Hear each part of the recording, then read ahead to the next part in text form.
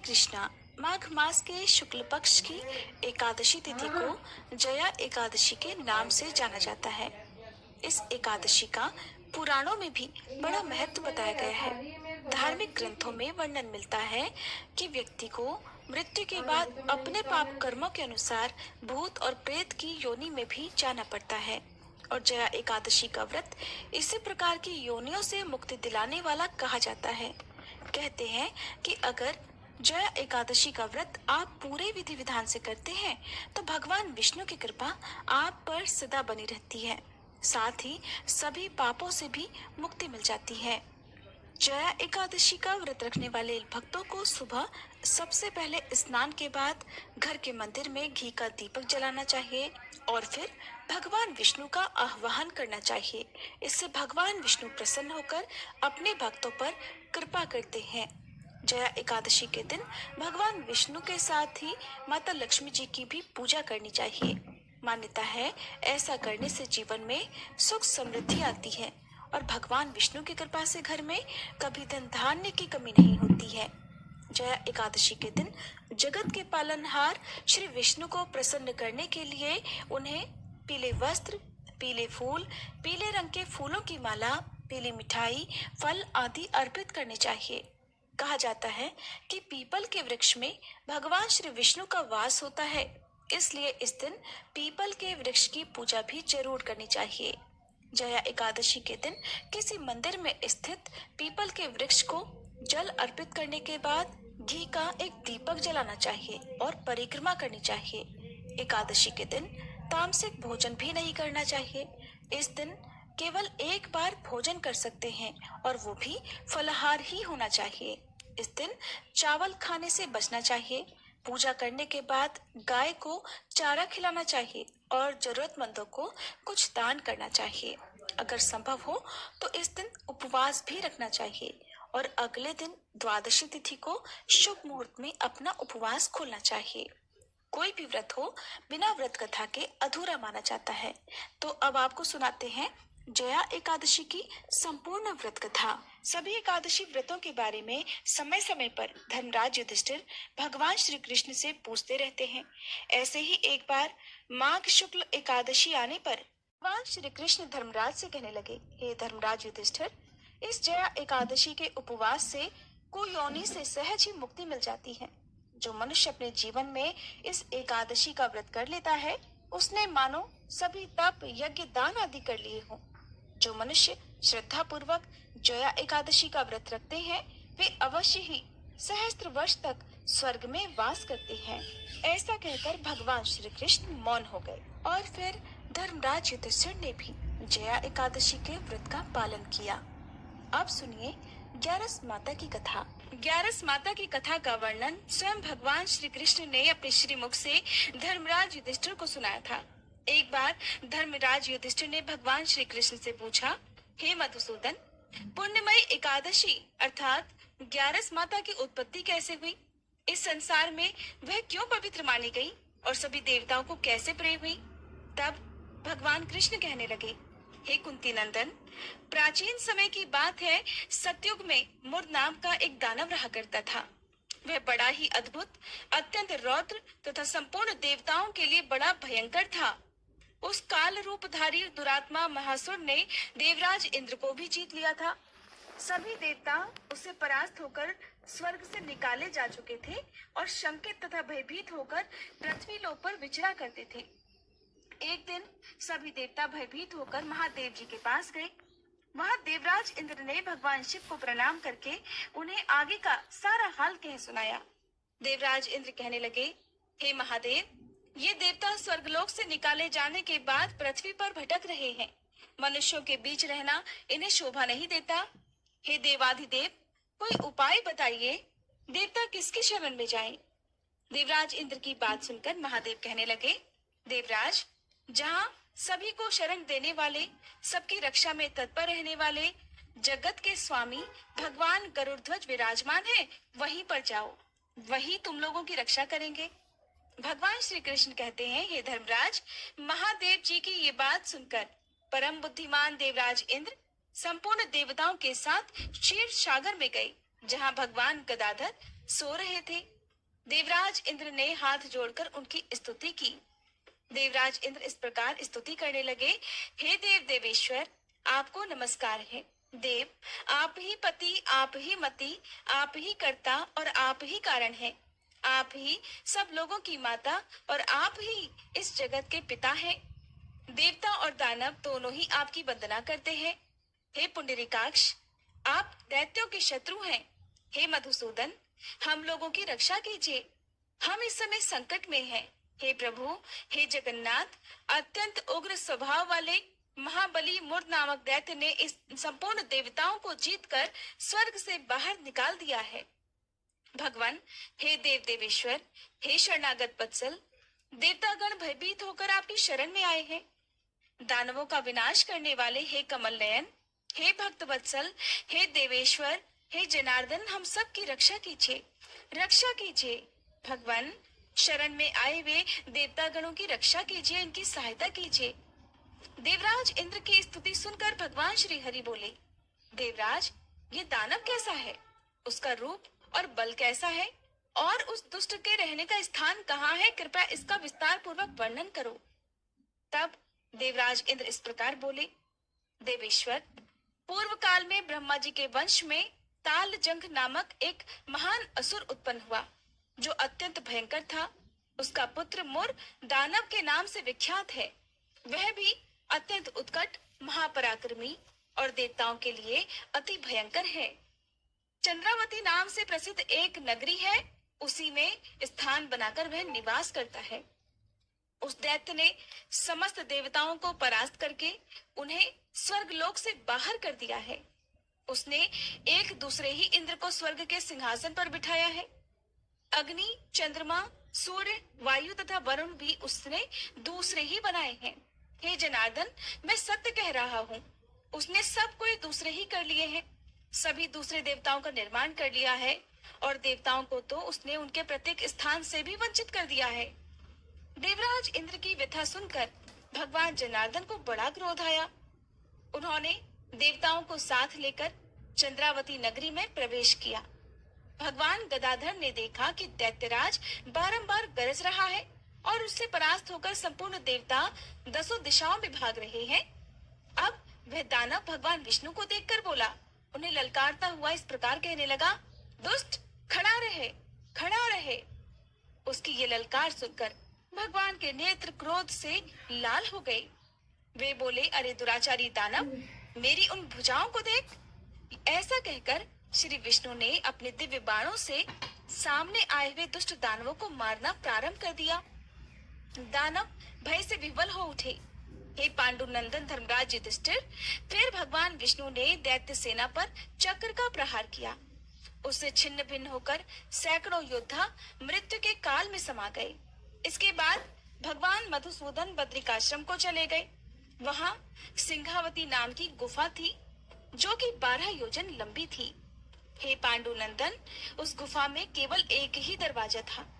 भगवान श्री हरि उसी में विश्राम करने के लिए सो गए। वह दानव मुर भगवान को मारने के लिए उनके पीछे पीछे तो लगा हुआ ही था, अतः उसने भी उसी गुफा में प्रवेश कर लिया। वहाँ भगवान को सोता देखकर उसे बड़ा हर्ष हुआ। उसने सोचा, ये दानवों को भय देने वाला देवता है, अतः निस्संदेह आज मैं इसको मार डालूंगा। हे युधिष्ठिर, दानव के इस प्रकार विचार करते ही भगवान विष्णु के शरीर से एक सुंदर दिव्य कन्या प्रकट हुई, जो बड़ी ही रूपवती, सौभाग्यशालिनी तथा दिव्य अस्त्र शस्त्रों से सुसज्जित थी। वह भगवान के तेज के अंश से उत्पन्न हुई थी। उसका बल और पराक्रम महान था। हे युधिष्ठिर, दानवराज मुर ने उस कन्या को देखा। कन्या ने युद्ध का विचार करके दानव के साथ युद्ध के लिए याचना की और तब दोनों के बीच भयानक युद्ध छिड़ गया। कन्या सभी प्रकार की युद्ध कला में निपुण थी। वह मुर नामक महान असुर उसके हुंकार मात्र से ही राख का ढेर हो गया। दानव के मारे जाते ही भगवान श्री हरि निद्रा त्याग कर उठे। उन्होंने दानव को इस प्रकार धरती पर निष्प्राण देखा तो कन्या से पूछा, मेरा यह शत्रु इस देवता का पूजन करना चाहिए और इस एकादशी व्रत की कथा क्या है? उसके करने से किस फल की प्राप्ति होती है? तब भगवान श्री कृष्ण इस प्रकार कहने लगे, हे धर्मराज, माघ मास के शुक्ल पक्ष की एकादशी को जया एकादशी कहते हैं। इस एकादशी के उपवास से मनुष्य भूत प्रेत पिशाच आदि की योनि से मुक्त हो जाता है। अतः इस एकादशी के उपवास को विधि अनुसार करना चाहिए। अब मैं तुमसे जया एकादशी के व्रत की कथा कहता हूँ, ध्यान पूर्वक श्रवण करो। एक बार देवताओं के राजा देवराज इंद्र नंदन वन में भ्रमण कर रहे थे। चारों तरफ किसी उत्सव का सा माहौल था। गंधर्व गीत गा रहे थे और गंधर्व कन्याएं नृत्य कर रही थी। वहीं पुष्पवती नामक गंधर्व कन्या ने माल्यवान नामक गंधर्व को देखा और उस पर आसक्त होकर अपने हाव भाव से उसे रिझाने का प्रयास करने लगी। माल्यवान भी उस गंधर्व कन्या पर आसक्त होकर अपने गायन का सुरताल भूल गया, जिससे संगीत की लय टूट गई और संगीत का सारा आनंद बिगड़ गया। सभा में उपस्थित देवगणों को ये बहुत बुरा लगा। ये देखकर देवेंद्र भी रुष्ट हो गए। संगीत एक पवित्र साधना है और इस साधना को भ्रष्ट करना बड़ा भारी पाप है। इसलिए क्रोधवश देवराज इंद्र ने पुष्पवती और माल्यवान को तुरंत ही शाप दे डाला कि संगीत की साधना को अपवित्र करने वाले माल्यवान और पुष्पवती, तुमने देवी सरस्वती का घोर अपमान किया है, इसलिए तुम्हें मृत्यु लोक में जाना पड़ेगा। गुरुजनों की सभा में असंयम और लज्जाजनक प्रदर्शन करके तुमने गुरुजनों का भी अपमान किया है, इसलिए इंद्रलोक में अब तुम्हारा रहना वर्जित है। अब तुम अधम पिशाच असंयमी का सा जीवन बिताओगे।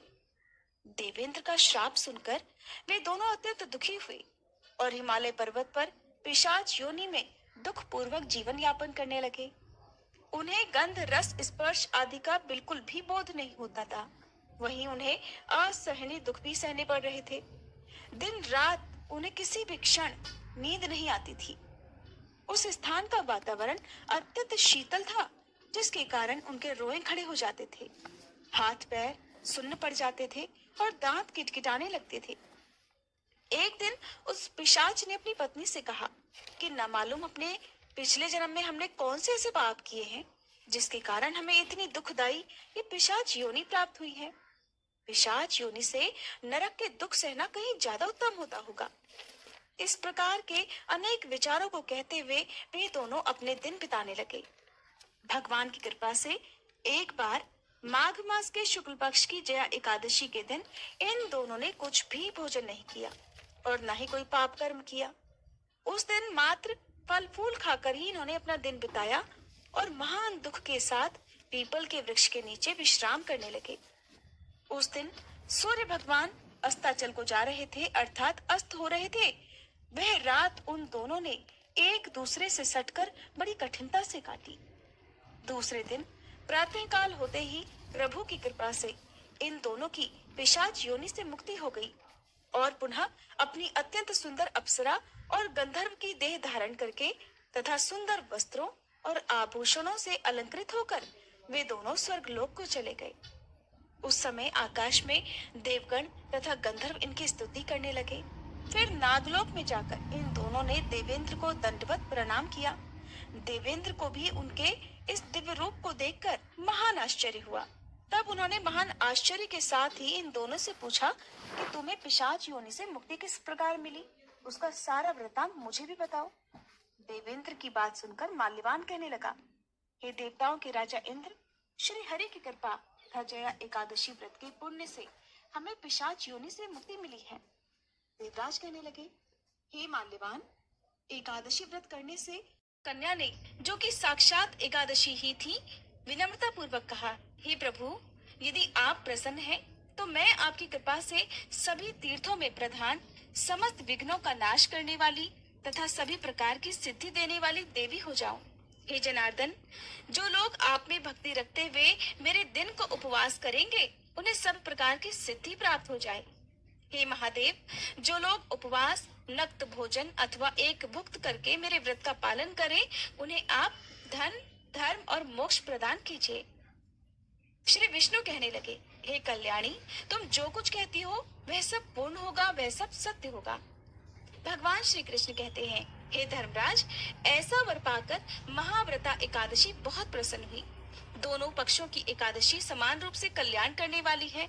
इसमें कभी भी शुक्ल और कृष्ण पक्ष की एकादशी का भेद कभी नहीं करना चाहिए। यदि उदय काल में थोड़ी सी एकादशी, मध्य में पूरी द्वादशी और अंत में किंचित त्रयोदशी हो तो वह त्रिस्पर्शा एकादशी कहलाती है। वह भगवान को बहुत ही प्रिय है। यदि एक त्रिस्पर्शा एकादशी को उपवास कर लिया जाए तो 1000 एकादशी व्रतों का फल प्राप्त हो जाता है और इसी प्रकार द्वादशी में पारण करने पर 1000 गुना फल माना गया है। अष्टमी, एकादशी, षष्ठी, तृतीय और चतुर्दशी ये यदि पूर्व तिथि से युक्त हो तो उनमें व्रत नहीं करना चाहिए। परिवर्तिनी तिथि से युक्त होने पर ही इनमें उपवास का विधान है। पहले दिन में और रात में भी एकादशी हो तो दूसरे दिन केवल प्रातःकाल एकदंड एकादशी रहे तो पहली तिथि का परित्याग करके दूसरे दिन की द्वादशी तिथि एकादशी का ही उपवास करना चाहिए। ये विधि मैंने दोनों पक्षों की एकादशी के लिए बताई है।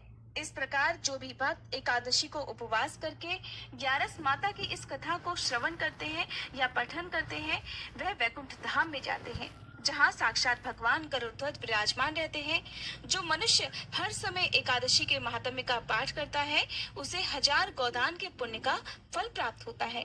जो दिन या रात में भक्ति पूर्वक इस महात्म्य का श्रवण करते हैं ऐसे मनुष्य निसंदेह ब्रह्म हत्या आदि महापापों से भी मुक्त हो जाते हैं। एकादशी के समान पाप नाशक व्रत दूसरा कोई नहीं है। इस प्रकार धर्मराज युधिष्ठिर को ग्यारस माता की कथा सुनाकर भगवान श्री कृष्ण अंतर्ध्यान हो गए। आइए अब हम सभी मिलकर प्रेम से एकादशी माता की आरती गाते हैं। ओम जय एकादशी माता मैया, जय एकादशी माता। विष्णु पूजा व्रत को धारण कर शक्ति मुक्ति पाता। ओम जय एकादशी माता। तेरे नाम गिनाऊं देवी भक्ति प्रदान करनी। गण गौरव की देनी माता शास्त्रों में वरनी। ओम जय एकादशी माता। मार्ग शीर्ष के कृष्ण पक्ष की उत्पन्ना विश्वतारिणी जनमी। शुक्ल पक्ष में हुई मोक्षदा मुक्तिदाता बन आई। जय एकादशी माता। पौष के कृष्ण पक्ष की सफला नामक है। शुक्ल पक्ष में होए पुत्रदा आनंद अधिक रहे। ओम जय एकादशी माता। नाम षट तिला माघ मास में कृष्ण पक्ष आवे। शुक्ल पक्ष में जया कहावे विजय सदा पावे। जय एकादशी माता। विजया फागुन कृष्ण पक्ष में शुक्ला आमल की। पाप मोचनी कृष्ण पक्ष में चैत्र महाबल की। ओम जय एकादशी माता। चैत्र शुक्ल में नाम कामदा धन देने वाली। नाम बरूथनी कृष्ण पक्ष में वैशाख महावाली। ओम जय एकादशी माता। शुक्ल पक्ष में होए मोहनी अपराजेष्ठ कृष्ण पक्षी। नाम निर्जला सब सुख करनी शुक्ल पक्ष रखी। जय एकादशी माता। योगिनी नाम आषाढ़ में जानो कृष्ण पक्ष करनी। देव शयनी नाम कहायो शुक्ल पक्ष धरनी। जय एकादशी माता। कामिका श्रावण मास में आवे कृष्ण पक्ष कहिए। श्रावण शुक्ला होए पवित्रा आनंद से रहिए। जय एकादशी माता। अजा भाद्रपद कृष्ण पक्ष की परिवर्तनी शुक्ला। इंद्रा आश्विन कृष्ण पक्ष में व्रत से भव सागर निकला, जय एकादशी माता। पापांकुश है शुक्ल पक्ष में आप हरन हारी, रमा कार्तिक में आवे सुखदायक भारी। ओम जय एकादशी माता। देवोत्थान शुक्ल पक्ष की दुख नाशक मैया, पावन मास में करो विनती पार करो नैया। ओम जय एकादशी माता। परमा कृष्ण पक्ष में होती जन मंगल करनी, शुक्ल पक्ष में होए पद्मनी दुख दारिद्र हरनी। ओम जय एकादशी माता।